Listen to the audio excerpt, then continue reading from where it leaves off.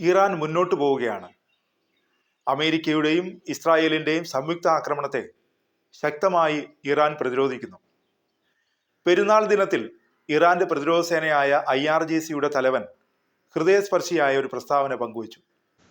ലോകം മുഴുവൻ വിശുദ്ധ പെരുന്നാൾ ആഘോഷിക്കുമ്പോൾ പ്രാർത്ഥനയിൽ മാത്രമല്ലായിരുന്നു ഞങ്ങൾ. പുണ്യനാളുകളിൽ ഞങ്ങളുടെ ആത്മീയ നേതാവിനെ ഇല്ലാതാക്കിയ സയനിസ്റ്റ് ശക്തികളോടുള്ള അടങ്ങാത്ത പക നീറിപ്പുകയായിരുന്നു. ആ പക ഞങ്ങൾ വീട്ടി.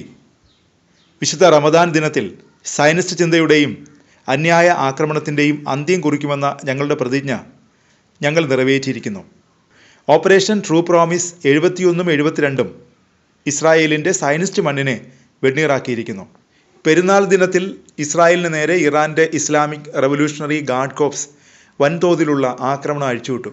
ഓപ്പറേഷൻ ട്രൂ പ്രോമിസിൻ്റെ 71 72 ഘട്ടങ്ങളായി നടന്ന ഈ ആക്രമണത്തിൽ ടെൽ അവീവ് മുതൽ ബെൻ ഗുരിയൻ വിമാനത്താവളം വരെ ഇറാൻ്റെ മിസൈലുകൾ പതിച്ചു.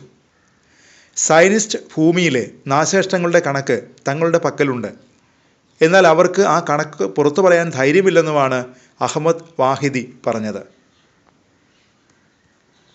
ഇസ്രായേലിൻ്റെ ബഹുതല വ്യോമപ്രതിരോധ സംവിധാനങ്ങളെ തകർത്ത് മുന്നേറിയ ഇറാൻ്റെ അത്യാധുനിക ഖദർ, ഇമാദ് മിസൈലുകൾ ഇന്ധന ഡിപ്പോകൾ, റഡാർ സംവിധാനങ്ങൾ, സൈനിക താവളങ്ങൾ എന്നിവ തകർത്തതായാണ് റിപ്പോർട്ടുകൾ പറയുന്നത്.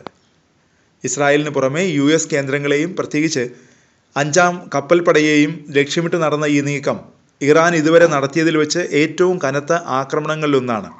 മിഡിൽ ഈസ്റ്റിൽ യുദ്ധം കൂടുതൽ വ്യാപിക്കുമ്പോൾ ഇസ്രായേലും വാഷിങ്ടണും ഇറാൻ്റെ വർദ്ധിച്ചു വരുന്ന സൈനിക കരുത്തിന് മുന്നിൽ പകച്ചു നിൽക്കുകയാണ്. ഇത് മേഖലയിലെ ഭൗമരാഷ്ട്രീയ സാഹചര്യങ്ങളിൽ വലിയ മാറ്റങ്ങൾക്ക് തുടക്കമിട്ടേക്കാം.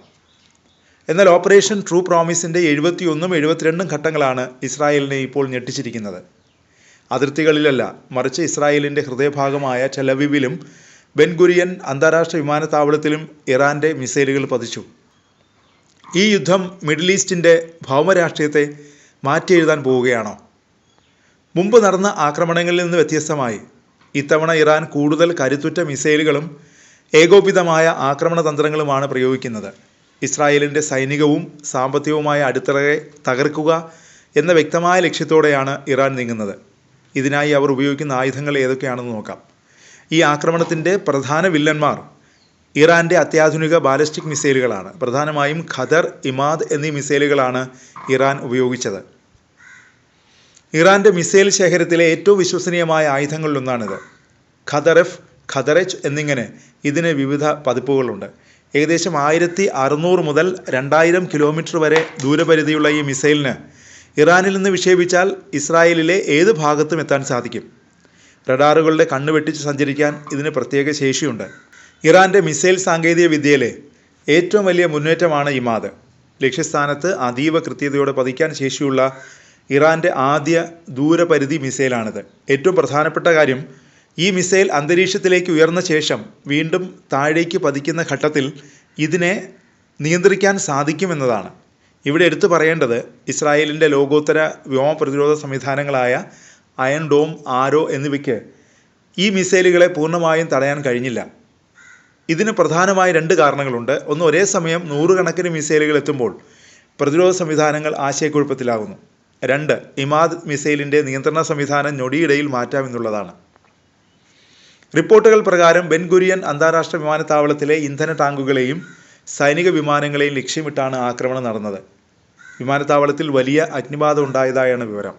ടെൽ അവീവ്, നഖാരിയ, ബീറ്റ് ഷെമേഷ് എന്നീ നഗരങ്ങളിലും വലിയ സ്ഫോടനങ്ങൾ നടന്നതായി റിപ്പോർട്ടുകൾ പറയുന്നു. ഇന്ധന ഡിപ്പോകൾ, റഡാർ സംവിധാനങ്ങൾ, സൈനിക താവളങ്ങൾ എന്നിവ തകർത്തതായാണ് ഇറാൻ അവകാശപ്പെടുന്നത്. പക്ഷേ ആക്രമണം ഇസ്രായേലിൽ മാത്രം ഒതുങ്ങി നിന്നില്ല. ബഹ്റൈനിലെ അമേരിക്കൻ നാവികസേനയുടെ ആസ്ഥാനമായ 5th ഫ്ലീറ്റിന് നേരെയും മിസൈൽ ആക്രമണം ഉണ്ടായതായി സ്ഥിരീകരിക്കാത്ത റിപ്പോർട്ടുകളുണ്ട്. ഇത് അമേരിക്കയെ നേരിട്ട് യുദ്ധത്തിലേക്ക് വലിച്ചിഴയ്ക്കാൻ സാധ്യതയുണ്ട്. ഇറാൻ്റെ ഈ നീക്കം അമേരിക്കയുടെയും ഇസ്രായേലിൻ്റെയും ആത്മവിശ്വാസത്തെ വലിയ തോതിൽ തകർത്തിരിക്കുന്നുവെന്നാണ് വിലയിരുത്തൽ. എന്നാൽ ഈ യുദ്ധം മിഡിൽ ഈസ്റ്റിൽ മാത്രം ഒതുങ്ങി നിൽക്കില്ല. ഇതിൻ്റെ ആഗോള പ്രത്യാഘാതങ്ങൾ ഇതിനകം തന്നെ പ്രകടമായി തുടങ്ങിയിട്ടുണ്ട്. വാഷിങ്ടണും ടെൽ അവീവും ഇപ്പോൾ വലിയ പ്രതിസന്ധിയിലാണെന്ന് ഉറപ്പിക്കാം. കാരണം ഇറാൻ്റെ വർദ്ധിച്ചു വരുന്ന സൈനിക കരുത്തിന് മുന്നിൽ എന്ത് ചെയ്യണമെന്നതിനെക്കുറിച്ച് അവർക്ക് കൃത്യമായ പ്ലാനില്ല എന്ന് പറയേണ്ടി വരും. മിഡിൽ ഈസ്റ്റിലെ ഈ ഭൗമ രാഷ്ട്രീയ സാഹചര്യത്തിൽ ഒരു വലിയ മാറ്റം ഇപ്പോൾ തുടങ്ങിയിരിക്കുകയാണ്. ഇത് എവിടെ അവസാനിക്കുമെന്ന് പറയാൻ കഴിയില്ല. ഇസ്രായേൽ കടുത്ത തിരിച്ചടിക്ക് മുതിർന്നാൽ അത് മൂന്നാം ലോക മഹായുദ്ധത്തിലേക്ക് വരെ നീങ്ങാൻ സാധ്യതയുണ്ട്.